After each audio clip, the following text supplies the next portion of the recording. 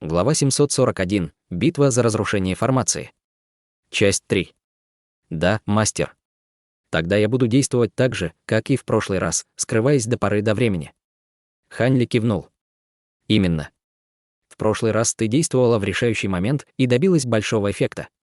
Большое спасибо за похвалу, мастер. Я буду стараться изо всех сил, убрав сокровища. Она улыбнулась и исчезла из виду. Затем Хань Ли повернулся и взглянул вдаль с серьезным выражением на лице. Сверкнув лазурным светом, он влетел вглубь тумана. Вскоре после того, как воины-заклинатели вошли в туман, остаточные ограничения внутри него стали представлять для них угрозу. К счастью для большинства воинов-заклинателей, гигантский носорог прокладывал им путь, ловко отбрасывая ограничения.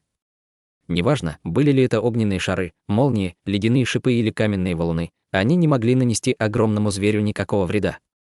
Его черная броня защищала его от любых атак. Не обращая внимания атаки, огромный носорог несся вперед, пробивая головой любые ограничения или препятствия на своем пути. Тело зверя напоминало падающую звезду. Ни один воин-заклинатель, который следовал за ним, не пострадал. Однако в этой группе воинов-заклинателей самый высокий уровень культивации был на стадии формирования ядра. Среди них было 4 культиватора на стадии формирования ядра и ни одного культиватора стадии зарождающейся души. После того, как 3 мудреца зарождающейся души вошли в туман, их местоположение стало неизвестно. Когда воины-заклинатели увидели, что в этом районе нет тумана, они вздохнули с облегчением. Воины-заклинатели стадии формирования ядра даже собрались вместе, чтобы обсудить их следующий курс действий. Однако в этот момент из тумана внезапно вылетело 2 сверкающие серебряные алебарды, оставляя позади себя раскаты грома. Потрясённые произошедшим, 2 воина-заклинателя стадии формирования ядра действовали первыми. Они немедленно подняли руки и выпустили синюю и красную полоски света прямо к алебардам, пытаясь их заблокировать.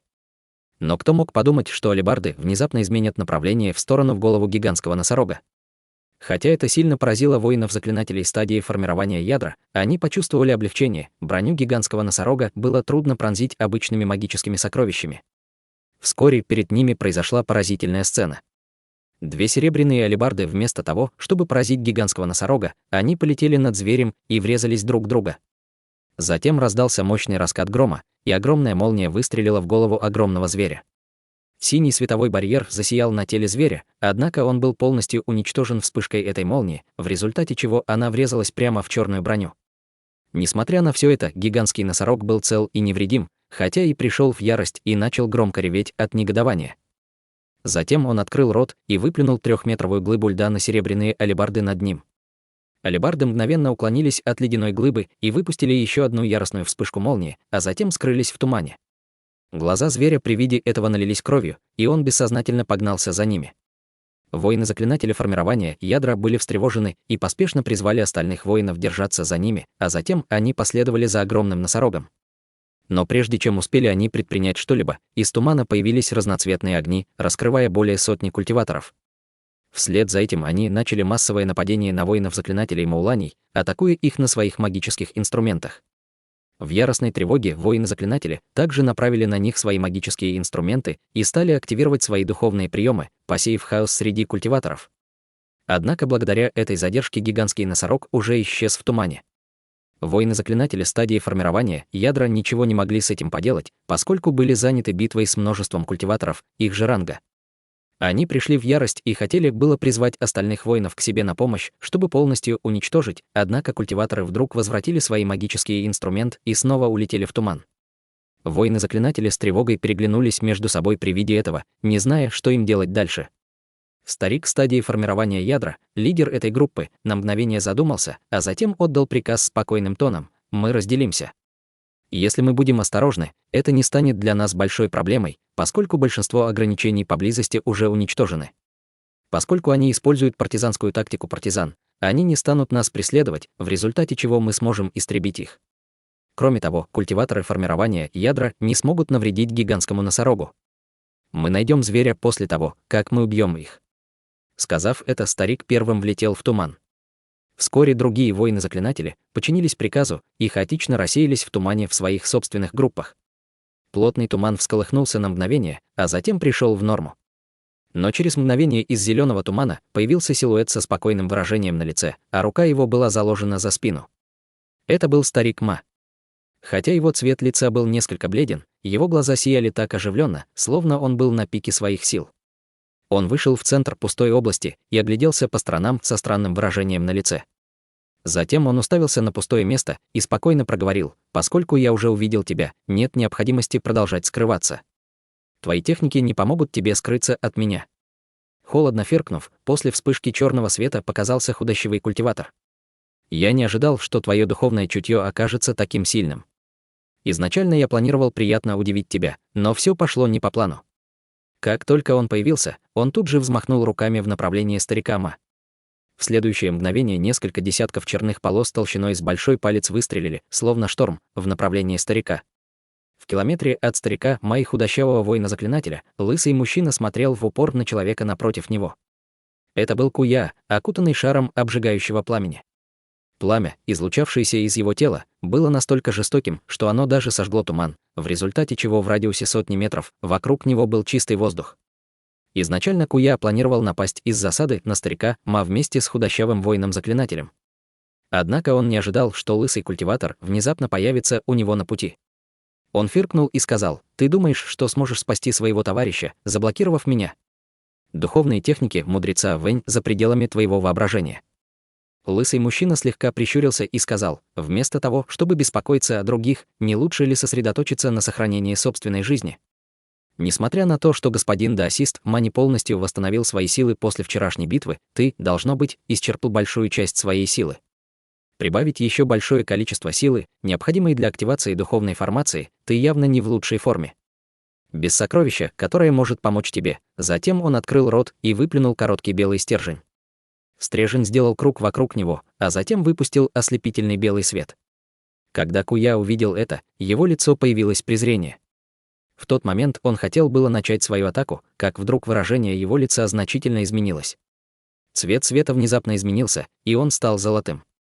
В тот же момент стержень стал трансформироваться в огромную золотую обезьяну. Хотя она не была такой же огромной, как носорог, рост ее составлял более, его рост был не таким чрезмерным, как гигантский носорог, он был ростом метров. При пристальном рассмотрении можно было заметить 4 волосатых уха, а ее морда выглядела крайне уродливо и жестоко. Как только она появился, он ударила себя по груди и взмыла в небо, очутившись напротив Куя. Артефактный дух. У твоего магического сокровища есть дух артефакта. Тревожно вскрикнул Куя при виде этого. Равнодушное выражение исчезло с лица лысого культиватора, и он сделал жест заклинания рукой. «Хех, ты первый, кто стал свидетелем моего артефактного духа, моей четырехухой золотой обезьяны. Жаль, что ты сейчас не в лучшей форме». Тело огромной обезьяны стало более четким, а белый стержень увеличился в размере до 100 метров. Теперь, став настоящим демоническим зверем, она схватилась за увеличенный стержень и яростно метнулась к Куя, испуская из своего тела золотой свет. Женщина в зеленом не была ни с худощавым культиватором, ни с Куя.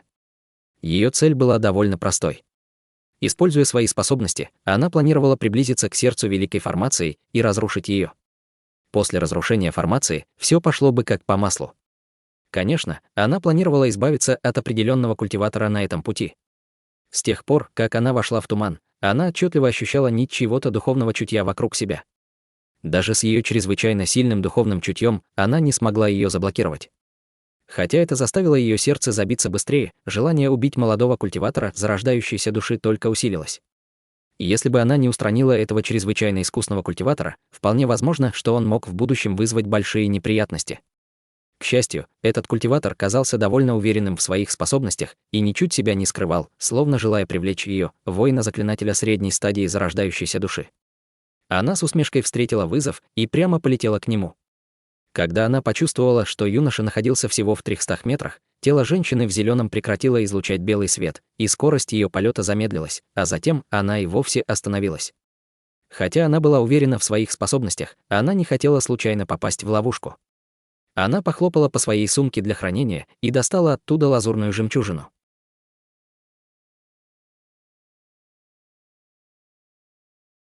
Глава 742. Битва за разрушение формации. Часть 4. Лазурная жемчужина взлетела над ее головой, и женщина активировала ее печатью заклинания. Жемчужина сразу же ярко засияла и выпустила бесчисленное количество нитей лазурного света, которые пронзили зеленый туман. Мощными порывами ветра свет рассеял туман, образуя чистое пространство вокруг нее площадью в 300 метров. Она заметила молодого человека, стоявшего в сотне метров от нее и наблюдавшего за ней с равнодушным выражением лица. Это был Ханли, который уже давно ее дожидался. В глазах женщины сверкнул холодный блеск. Она смотрела здесь все своим духовным чутьем и нахмурилась, уставившись в небо. В сотне метров над ней парило тихое золотисто-серебряное облако. Увидев истинный облик облака, она изменилась в лице, и ледяной блеск в глазах только усилился. Женщина пробормотала: «Золотые прожорливые жуки». «Значит, это ты тот культиватор». Хань Ли был удивлен, что она их узнала, но ему удалось сохранить спокойствие. Кажется, что многие из воинов-заклинателей Маулани знают этих насекомых. Я действительно удивлен. Воин, который последний раз видел меня, сообщил обо мне. Вместо того, чтобы ответить на его вопрос, она спросила: «Ты уничтожил тело мудрец Му их племени Небесного Ветра?» Подавляя волнение в сердце, он прямо сказал: «Мудрец Му?» Воин-заклинатель, который преследовал меня на ветряной небесной колеснице. Если ты говоришь о нем, то да. Я уничтожил его тело. Если бы его зарождающаяся душа не сбежала так быстро, я бы смог уничтожить ее. Неужели ты хочешь отомстить за него? Поскольку эта женщина уже знала о небесном ледяном пламени и грозовых крыльях, он не мог застать ее врасплох, сделав из нее довольно неприятного противника. Все его сражения на стадии зарождающейся души состояли из того, что ему удавалось застать своих противников врасплох. Тело мудреца Му не обладало особенно глубоким уровнем культивации, так что его потеря не так уж важна. Тем не менее, ты обладаешь множеством мистических способностей и даже способен контролировать золотых прожорливых жуков, поэтому я не дам тебе уйти. Сказав это, она сделала жест заклинания рукой с мрачным выражением на лице. С белым светом, вспыхивающим вокруг нее, белая лента внезапно выплыла из ее тела, когда она трепетала ветром. Затем она повернула ладонь, и в руке появился маленький желтый котел. Он был изготовлен из какой-то неизвестной древесины, был длиной в 4 дюйма и выглядел довольно старым. На его внешней стороне были вырезаны загадочные талисманные символы. Когда Хань Ли проверил его своим духовным чутьем, выражение на его лице изменилось. Твои золотые прожорливые жуки, хотя и являются экзотическими насекомыми древности и выращены до стадии неуязвимости и хищного обжорства, но они не способны противостоять магическим сокровищам древесного элемента, таким, как мой желтый духовный котел. Ранее я сражалась с культиватором из парящего племени, который управлял золотыми прожорливыми жуками. Я долго искала этот котел, чтобы быть готовой к битве, когда снова с ним встречусь. Но я не думала, что в мой первый визит в Южный Небесный регион я встречу культиватора, которых также будет обладать этими жуками. Кроме того, я никогда не видела такого большого количества золотых прожорливых жуков, и с ними все равно трудно справиться, независимо от того, насколько они зрелы. Сказав это, женщина в зеленом погладила маленький котел своей нежной рукой, в результате чего он засветился ярким светом. Вокруг нее появился полупрозрачный световой барьер. Когда Хан Ли услышал это, он слегка скривился, но тут же его лицо стало серьезным. Есть и другие, которые используют золотых прожорливых жуков. А ты не знал. Золотые прожорливые жуки — это священные насекомые из парящего племени наших заклятых врагов. Их предки потратили огромное количество времени, прежде чем им удалось вырастить несколько десятков полностью зрелых золотых прожорливых жуков. Лишь самым выдающимся из их культиваторов было разрешено наследовать их. Но с тех пор бесчисленное количество воинов-заклинателей было поглощено ими, что вызвало ненависть среди мауланей. Поскольку у тебя их столько много, я не могу тебе проиграть независимо от того, насколько жуки взрослые. Сказав это, она подбросила маленький котел над собой. Маленький котел мгновенно выстрелил в облако жуков на небе. Хань Ли был ошеломлен, услышав, что в этом мире уже есть совершенно зрелые золотые прожорливые жуки, но когда он услышал ее злобный тон, он опомнился и решил оставить этот вопрос на потом. Его сердце дрогнуло при виде того, как она использовала котел, чтобы напасть на жуков с помощью древесной духовной ци. С яростным выражением на лице он указал на них, и золотое облако рассеялось в разные стороны. В мгновение эко жуков уже было невозможно разглядеть. В результате желтый свет котла промахнулся. Женщина была ошеломлена на мгновение, но тут же окинула местность вокруг своих духовным чутьем. Вскоре нахмурилась, и ледяная аура окутала ее лицо. Ты на самом деле приказали золотым прожорливым жукам атаковать других воинов-заклинателей. Ты считаешь, что можешь позволить себе отвлечься? Но не успела она договорить, как уже метнула свою белую ленту в Хань Ли. Лента закружила в воздухе и засияла ослепительно белым светом, а затем превратилась в белоснежного ястреба длиной около 6 метров с пламенными глазами и черными когтями. Он взмахнул крыльями и исчез по вспышке белого света, а через мгновение появился над головой Хань Ли. В следующее мгновение он атаковал его своими острыми когтями. Огромный ястреб был очень быстрым. Хань Ли инстинктивно поднял руку и выпустил из ладони несколько десятков дуг золотой молнии, образуя огромную золотую сеть, нацеленную на парящего ястреба. Глаза ястреба при виде этого зловеще сверкнули, а крылья задрожали, обрушив на золотую сеть шквал из порывов ветра. В момент столкновения золотой сети и белого света раздался взрыв. При контакте золотая сеть блокировала большинство порывов ветра, но они были слишком сильными. Сеть молнии была разрезана, и несколько десятков ветровых лезвий выстрелили в сторону Хань Ли вместе с огромным ястребом, который последовал за ними. Несмотря на удивление в его глазах, на его лицо больше не появилось никаких эмоций. Он щелкнул пальцами, выпустив 10 лазурных мечей навстречу порывам ветра. Затем он щелкнул ладонью, и в руке появился маленький синий щит. Задрожав, синий щит увеличился в несколько раз и стал длиной в 3 метра.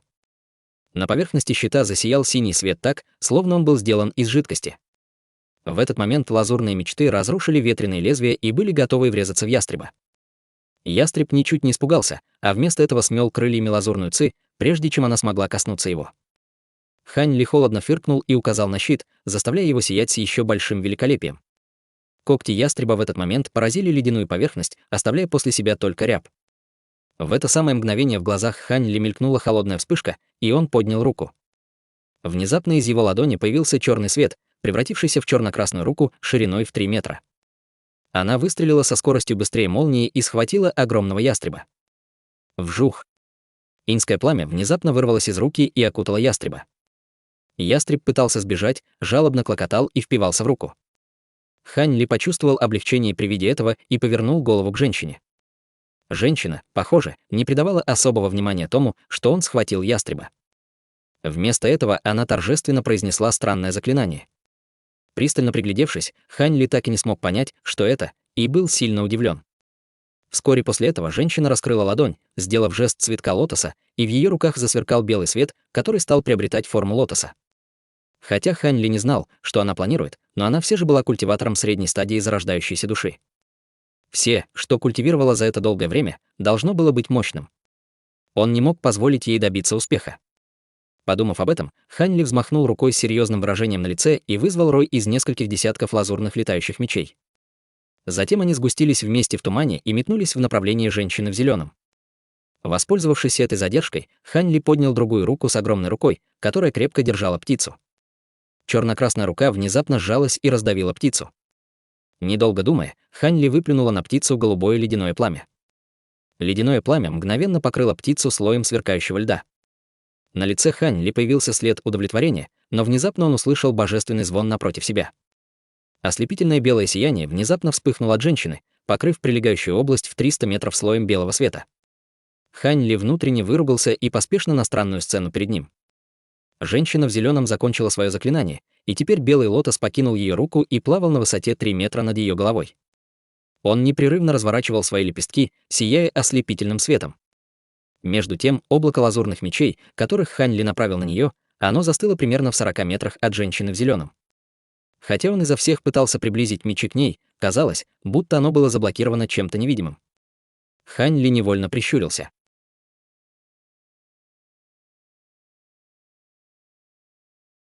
Глава 743. Битва за разрушение формации. Часть 5.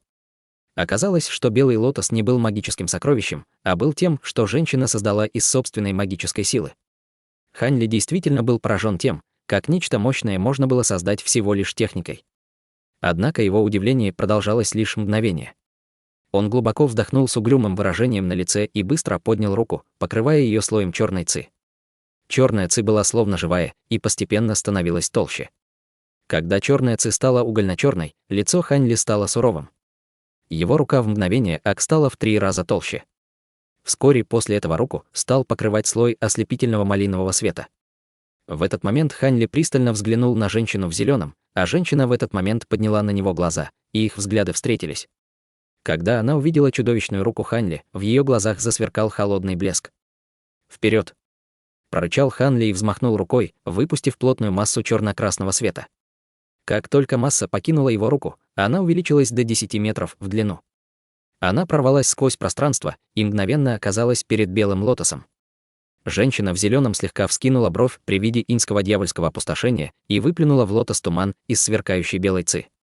В одно мгновение из белого лотоса внезапно появился огромный лотос, который тут же окутал женщину. В следующее мгновение иньское дьявольское опустошение врезалось в мираж лотоса и раскололо его. Однако, углубившись на 10 метров, оно начало замедляться, прежде чем совсем остановилось.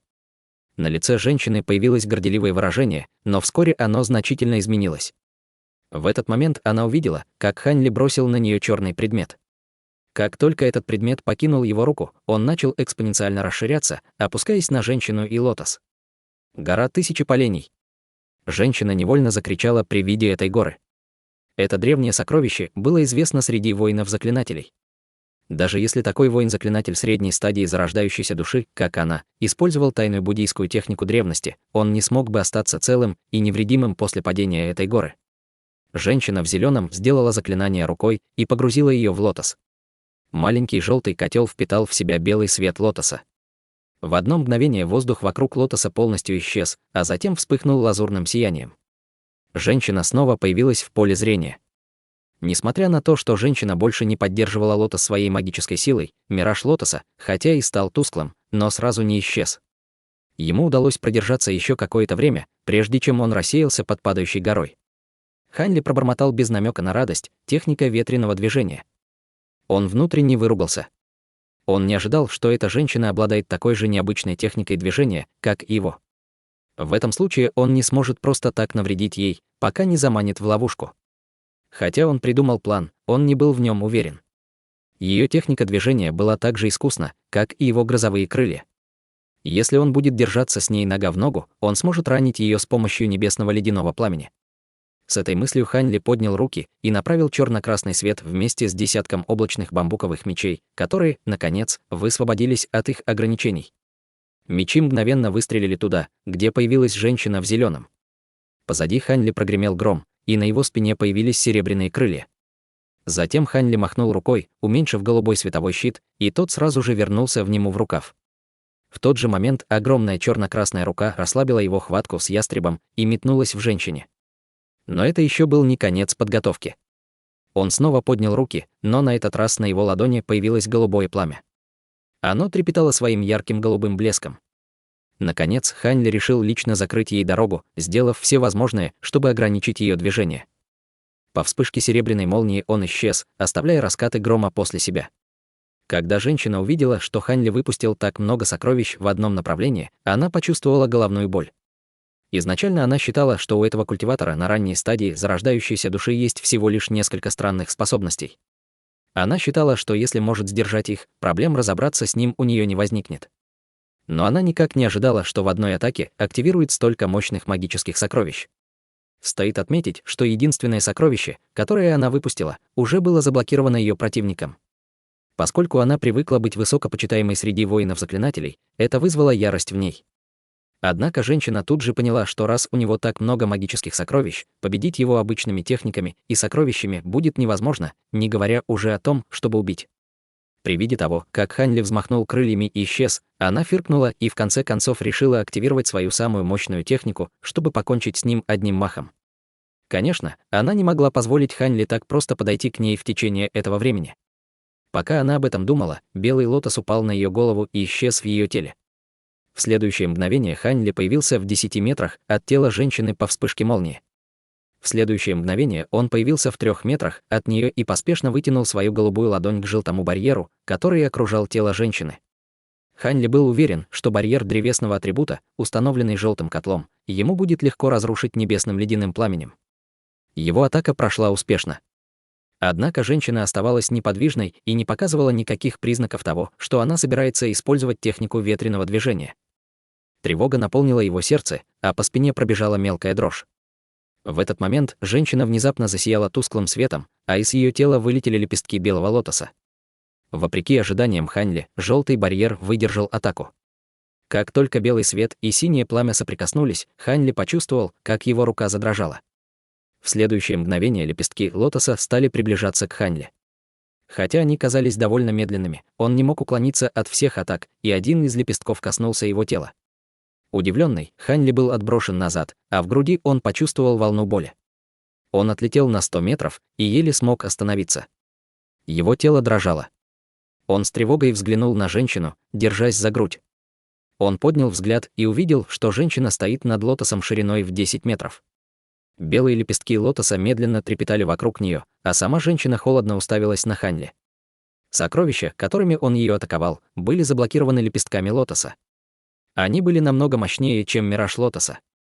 В тот момент Ханли внезапно почувствовал, как у него дерет горло, и он невольно сплюнул глоток крови. Мысленно он криво усмехнулся над тем, что ему так досталось в этой атаке. Затем Ханли выплюнул на свое тело бурлящую ци и медленно отодвинул ладонь от груди. Халат его был разорван, раскрывая трехцветный блеск, который находился под ним. На боевой броне была огромная вмятина с несколькими трещинами размером с палец. Ханли почувствовал, как его дыхание похолодело, и боль, которую он ощущал в груди, стала намного сильнее. С мрачным лицом он поднял голову и взглянул на женщину в зеленом. На ее лице было разочарование от того, что на нем были доспехи.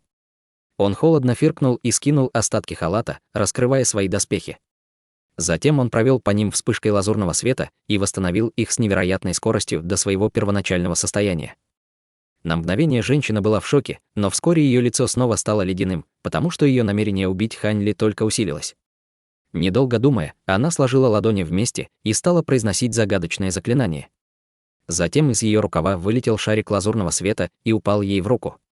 Как только свет исчез, перед ней появилась древняя масляная лампа. Она казалась даже слегка почерневшей от древности. Женщина в зеленом посмотрела на лампу так, словно не хотела ее использовать, но затем она повернулась и яростно взглянула на Ханли. Эта сцена поселила страх в сердце Ханли. Он первый раз видел это древнее сокровище, но прекрасно понимал, насколько оно должно быть мощным. Различные мысли стали блуждать у него в голове, а затем он взлетел повыше в небо, приманив к себе свои сокровища. Затем, взмахнув несколько раз крыльями, он исчез. Он снова появился у замороженного ястреба и взял его в руки, а затем исчез, снова появившись на границе плотного тумана. Улыбка женщины в зеленом исчезла с ее лица. С тех пор, как она достигла этого уровня культивации, она сталкивалась с множеством мощных противников, но она первый раз видела, как высокоранговый культиватор просто развернулся и бежал. Но когда она увидела, что Ханли взял с собой ее ястреба, она с яростью очнулась от оцепенения. Схватившись за лампу, она скользнула по воздуху и последовала за Ханли. Затем она вошла в густой туман и бесследно исчезла. Лазурный свет мелькал при каждом появлении вспышки серебряной молнии. Звуки грома и ветра переплетались между собой. В одно мгновение Ханли заманил женщину в зеленом в незнакомую область формации. Именно там Ханли остановился и взглянул на замороженного ястреба в руке. С холодным хихиканьем из его руки выскользнула золотая молния и разбила ее.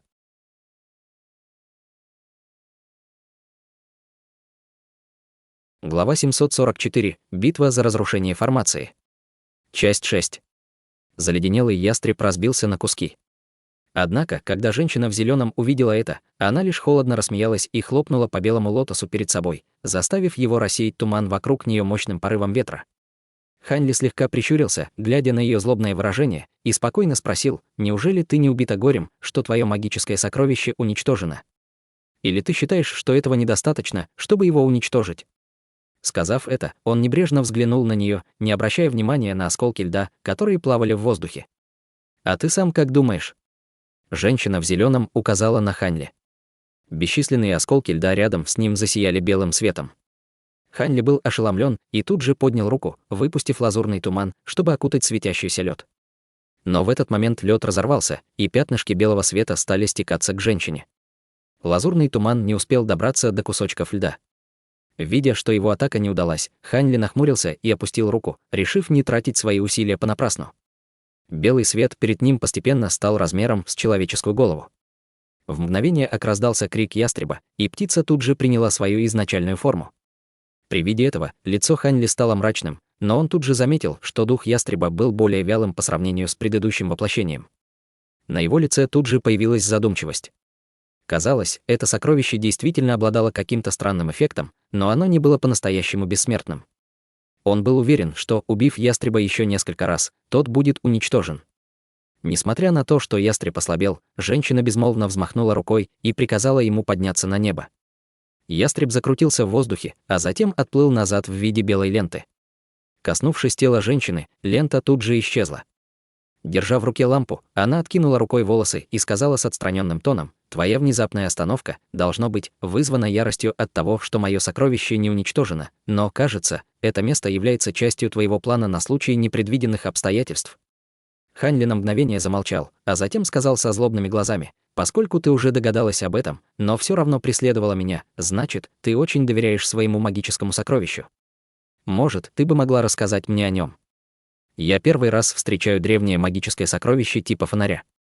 Лицо женщины стало угрюмым, и она вдруг сказала: «А может, я быстрее отправлю тебя в подземный мир?» Затем она открыла рот и выплюнула шар пламени зарождающейся души в лампу. Из лампы тут же стали медленно подниматься пятна лазурного света. Хань Ли вздохнул и взмахнул рукой. В его руке тут же появились зеленые флаги формации и лазурно-красная пластина. Он пристально взглянул на женщину и подбросил флаги формации в воздух. Сделав руками печать, он тут же пробормотал магическое заклинание. Флаг формации вспыхнул светом, мгновенно вызвав появление зеленого тумана. Он распространился на сотню метров в небе и стал рассеиваться ветром, постепенно превращаясь в 40-метрового водяного дракона зеленого тумана. Как только дракон появился, Хань Ли приказал ему атаковать женщину, а пластина в его руке засверкала ярким светом. Он бросил ее под себя, и она тут же превратилась в белый туман, в результате чего он исчез из поля ее зрения. Неожиданно море тумана снизу стало подниматься вверх и испускать бесчисленные нити красно-голубого света, которые тут же выстрелили в женщину в зеленом плотным потоком. Затем, взмахнув рукавом, он достал маленький серебряный колокольчик.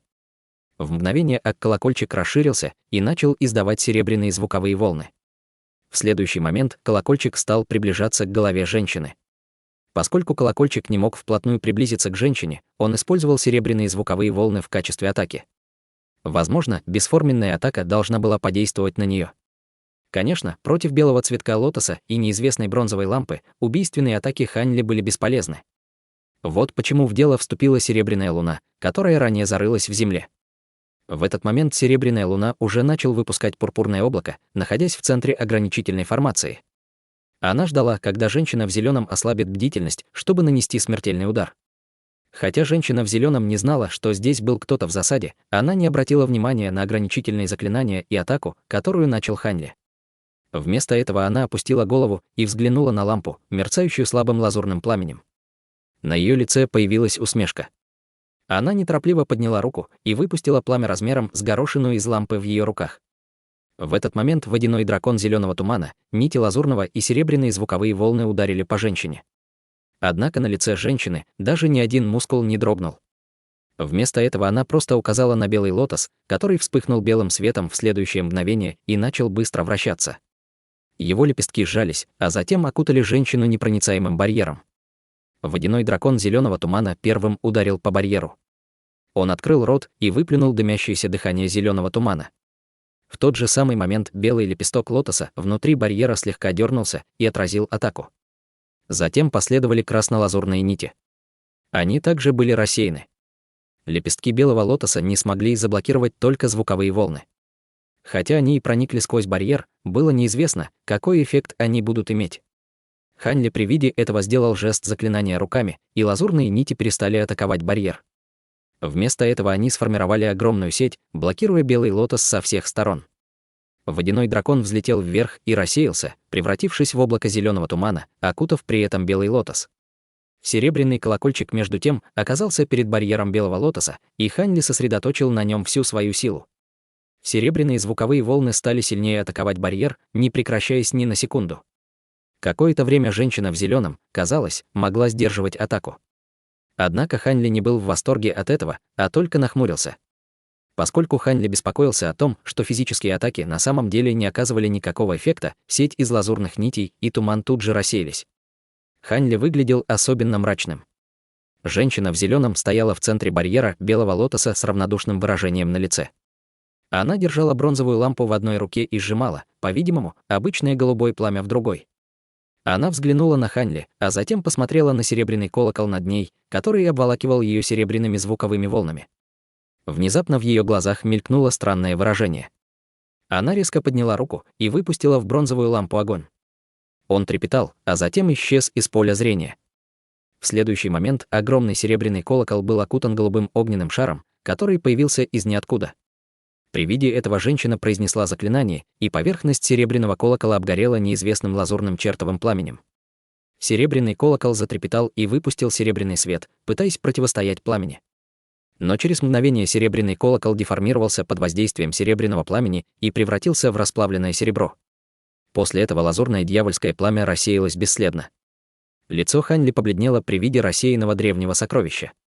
В этот момент женщина в зеленом провела рукой и с легкостью вытащила из лампы еще одно лазурное пламя, а затем злобно взглянула на Ханьли. Ханьли внутренне выругался и, недолго думая, взмахнул грозовыми крыльями. Затем он исчез, оставив после себя только вспышку молнии. Женщина не возражала против этого и бросила лазурное пламя обратно в фонарь. Только она собиралась взорвать духовную ци, как под ней вспыхнул фиолетовый свет, и к ней тут же направилась плотная 40-метровая пурпурная сеть. Пока женщина в зеленом стояла на месте, она внезапно услышала смех другой женщины, прежде чем ее немедленно окутала пурпурная сеть. По вспышке желтого света перед женщиной в зеленом вслед за пурпурной сетью появилась красивая женщина. Она усмехнулась и сказала: «Раз ты любишь играть с огнем, то как насчет увидеть могущество нефритово-солнечного пламени пурпурного облака?» Сказав это, она взмахнула рукой. Фиолетовая сеть засверкала, покрываясь слоем лазурно-белого пламени. Кроме того, на сети появилось несколько лазурно-белых пламенных змей, которые стали яростно атаковать белый лотос. Вскоре белый лотос был полностью поглощен сине-белым пламенем. В этот момент Ханьли появился примерно в 40 метрах от женщины в зеленом с улыбкой на лице. Он взмахнул рукавом и выпустил 72 меча облачных бамбуковых меча перед собой. Как только они собрались в небе, он быстро ударил по ним несколькими заклинаниями. Летающие мечи выпустили звон и сгустились в единый меч длиной в 20 метров. Из него раздался гром, а по лезвию пронеслись мощные дуги молнии, превращая меч в один гром и молнию. Однако Ханьли не остановился на этом. Он глубоко вдохнул и выплюнул на меч небесное ледяное пламя, добавив на поверхность меча слой слабого синего пламени. Ханьли указал на меч с холодным блеском в глазах. Меч дрогнул и тут же метнулся прямо к белому лотосу. В этот момент женщина в зеленом наконец поняла, что произошло. В яростной тревоге она бросила лазурное пламя перед собой.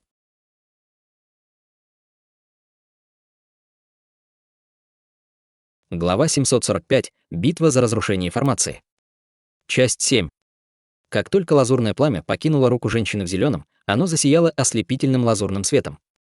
Впоследствии он начал вращаться вокруг ее головы, порождая удивительное зрелище.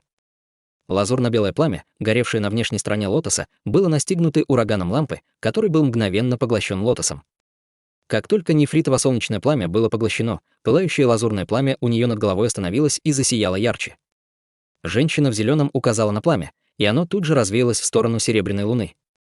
Серебряная луна встревожилась от этого, недолго думая, указала на пурпурное облако. Внезапно фиолетовая сетка засветилась ярким светом, и ее часть двинулась к ней. В тот же момент в ее руке появилась древняя цветочная корзина. Затем над женщиной поднялся огромный лазурный меч, ревущий громом и молнией, сразу же начал атаку под командованием Ханьли. Разумеется, в этот момент серебряная луна провела совместную с ним атаку. Цветочная корзина обернула ее тело белым туманом, и серебряная луна сделала жест заклинания рукой, пробив огромную дыру в барьере белого лотоса внезапной вспышкой фиолетового света. Ощутив невероятное давление огромного меча, выражение женщины наполнилось тревогой. Впервые за этот бой на ее лице появилась серьезность. Немного поколебавшись, она прекратила атаку на серебряную луну и полностью сконцентрировала свою духовную силу на белом лотосе под ней. В одно мгновение лепестки белого лотоса, окружающие ее, увеличились в несколько раз, и миражи лотосов начали складываться вокруг нее в виде плотного барьера. В этот момент она внезапно указала на медную лампу в ее руке, и лазурное пламя снова стало вращаться у нее над головой. Затем женщина подняла лампу и взмахнула рукой перед собой. Внезапно от лазурного пламени появилось несколько миражей, от которых отлетело 2 уголька, которые слились с оригинальным лазурным пламенем, формируя огненный шар размером с большой палец. В этот момент огромный меч попал в барьер из лепестков лотоса. Раздались раскаты грома и мощный грохочущий взрыв, когда белый свет, золотая молния и голубое пламя столкнулись между собой. Хотя лепестки лотоса были довольно мощной силой, с дьявольской божественной молнией и небесным ледяным пламенем тоже приходилось считаться. Хотя поодиночке они не могли преодолеть миражи лотоса, объединившись в огромный меч, мощь 72 облачных бамбуковых мечей смогла рассеять их, заставив исчезнуть пятнами звездного света. Огромный меч продолжал свою атаку, пока не встретился с голубым пламенем. На лице Хань Ли появилось торжественное выражение. Несмотря на то, что он чувствовал некоторый страх перед этим голубым пламенем, он хотел проверить его могущество против пламени медной лампы. Взаимодействие между огромным мечом и лазурным огненным шаром было совершенно бесшумным. И золотая молния, и ледяное пламя были мгновенно поглощены лазурным пламенем. Затем оно начало поглощать огромный меч. Облачные бамбуковые мечи были связанными с Хань Ли магическими сокровищами, поэтому он отчетливо смог это почувствовать. В тот момент, когда лазурное пламя полностью окутало огромный меч, он почувствовал, как его мозг дрогнул, когда на него напала невыносимая боль и палящий жар. Температура его тела резко поднялась, он почти чувствовал, как у него закипает кровь. В большой тревоге Хань Ли мгновенно сформировал жест заклинания и указал на огромный меч. Сделав это, меч внезапно вспыхнул и снова рассеялся на множество мелких мечей. Первоначально он считал, что эта атака избавит его от странного пламени. Но при виде того, что произошло, его выражение значительно изменилось. Все его летающие мечи были одновременно покрыты пылающим лазурным пламенем. Почувствовав, что состояние его тела ухудшилось, выражение лица Хань Ли дрогнуло. По его телу побежал пот. Он стиснул зубы и быстро сделал несколько жестов заклинания, приказывая нитям своего духовного чутья, контролирующим летающие мечи, подняться высоко в небо. Затем, пытаясь избежать огня, они начали дико вращаться. Увидев, как серебряный колокол был расплавлен, он еще больше опасался уничтожения своего собственного магического сокровища. В этом случае его жизненная сила и духовное чутье сильно бы пострадали. В этот момент на место уничтоженных миражей лотоса появились новые, восстановив дыру. Затем женщина холодно взглянула на плавающие мечи Хань Ли. Она усмехнулась, увидев, как мечи трепещут, пытаясь погасить огонь. Однако она не спешила действовать. Она просто ждала, чтобы связанное магическое сокровище Хань Ли было уничтожено, потому что тогда уровень его культивации бы сильно пострадал. Спустя короткое мгновение насмешка женщины застыла, а на ее месте появилось изумление. Медная лампа над ее головой была необычным магическим инструментом. Строго говоря, она даже не принадлежала ей. Это было одно из двух сокровищ, принадлежащих 3 божественным мудрецам племени Мауланей. Она смогла получить это сокровище не только благодаря ее высокому уровню культивации, но также и потому, что она была самой могущественной воительницей племени Мауланей. Самое главное, она была единственной женщиной, которая обладала аналогичным рангом в парящем племени семьи Святого Тиньлана и получила большое уважение среди других высокоранговых воинов-заклинателей, даже 3 божественных мудреца Мауланей относились к ней с уважением. С тех пор, как она приобрела это древнее сокровище, она всего несколько раз использовала лампу из-за ограничений своих способностей и особенностей лампы. Когда сокровище достигало максимального количества применений, его следовало передать следующему подходящему хозяину. Сокровище имело большое значение среди племени Мауланей. Однако самое важное использование для медной лампы было не для битвы. Скорее, это имело конкретное и чрезвычайно важное значение. Конечно, это сокровище было мощным и в битве, и использовалось его хозяевами, чтобы убить многих грозных врагов и уничтожить бесчисленные сокровища. Неважно, было ли то древнее или магическое сокровище, пламя уже нельзя было погасить, как только оно попало на сокровище. Сокровища древесного элемента были особенно уязвимы перед ним и уничтожались спустя мгновение. Однако, хотя набор летающих мечей Хань Ли был, очевидно, магическим сокровищем древесного элемента, он уже был долгое время окутан пламенем, но на нем не было признаков повреждения. В момент ее задумчивости над ее головой внезапно вспыхнул пурпурный свет, появившийся из фиолетового облака. Женщина в зеленом была ошеломлена при виде этого и тут же перевела взгляд на серебряную луну, которая воспользовался возможностью, чтобы установить ограничение с фиолетовым облаком. Затем, повернувшись, серебряная луна наполнила воздух ароматным розовым туманом, который мгновенно покрыл белый лотос. Женщина в зеленом фыркнула и взглянула на лампу в руке. Немного поколебавшись, она решила не использовать ее и вместо этого подняла руку, вызвав в руку желтый нефритовый талисман. Как только она собиралась активировать талисман и сразиться с серебряной луной, розовый туман содрогнулся, а запах усилился. Затем из тумана начали появляться бесчисленное количество красивых мужчин и женщин, которые обнимали друг друга крайне смелым и интимным образом, заставляя женщину в зеленом покраснеть. «Ты, демон, ты ухаживаешь за смертью». Цвет лица женщины вскоре побледнел, а талисман засветился желтым светом. Желтый туман окутал ее, рассеивая розовый туман. Однако серебряную луну больше не было видно. Женщина в зеленом усмехнулась. Только она подумала искать серебряную луну, внезапно что-то пришло ей в голову, и она поспешно взглянула в направлении Хань Ли. Пока серебряная луна отвлекала ее, Хань Ли уже спрятал свои летающие мечи. Он смотрел на нее с серьезным выражением на лице. Женщина была поражена еще одной волной шока, увидев, что летающие мечи все еще не были сожжены, но она больше не собиралась бездействовать. Она сразу же подняла медную лампу над собой, но, пока она сомневалась, использовать ли ей лампу, Хань Ли внезапно сложил обе руки себе на грудь. В одной руке у него появился морозный туман, а в другой — мерцающие огни, которые сплелись с туманом лазурного ци, скрывая их. С порывом ветра в руке появилось пурпурное пламя размером с яйцо. Хань Ли указал на него свободной рукой, и оно внезапно взорвалось, превратившись в маленькую порхающую птицу. Она расправила крылья и выстрелила на огромный меч, окутанный лазурным огнем лампы. С легким ударом перед ними произошла странная сцена. Фиолетовое пламя и лазурное пламя запылали на поверхности огромного меча. Оба пламени начали сплетаться между собой, пытаясь поглотить друг друга. Какое-то время ни у одного из них не было преимущества.